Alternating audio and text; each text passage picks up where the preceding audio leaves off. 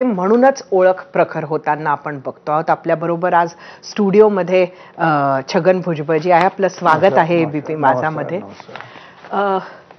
कालच आमच्याकडे उपमुख्यमंत्री एकनाथ शिंदे येऊन गेले आणि खरं तर त्यांना बरेच प्रश्न आम्ही विचारले, पण काय नवीन दिलं मराठा आरक्षणाला हे मात्र ते सुद्धा सांगू शकलेले नाही.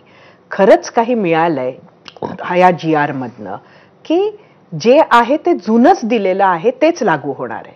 जिथे 10 लोक राहतात एका घरामध्ये, त्या घराचे तो क्षेत्रफळ तेवढंच आहे, तिथे 10 लोक राहतात आणि त्यातल्या 10 लोकांना बाहेर नाही काढलं, कोणाला एकालाही नाही काढलं, पण आणखीन 10 त्याच्यात घुसवले त्याच घरामध्ये तेवढ्याच.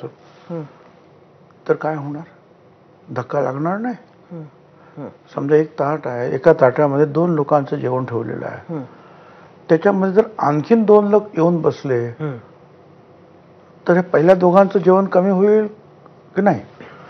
हेच आहे की पहिल्या ज्या ओबीसी मध्ये त्यांना जे काही आरक्षणाच्या रूपानं मग राजकारणात असेल, शिक्षणात असेल किंवा नोकरीमध्ये असेल, त्यांना जे मिळतंय त्यातला मोठा वाटा निघून जाणार आहे.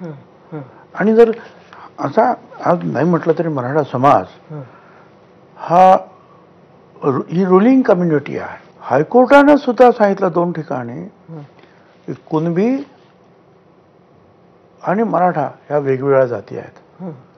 कुणबी मराठा कुणबी ही जातच नाही आहे खरं म्हणजे. त्याला सुप्रीम कोर्टात सुद्धा मग त्यांनी नाही म्हटलं, सुप्रीम कोर्टात गेले.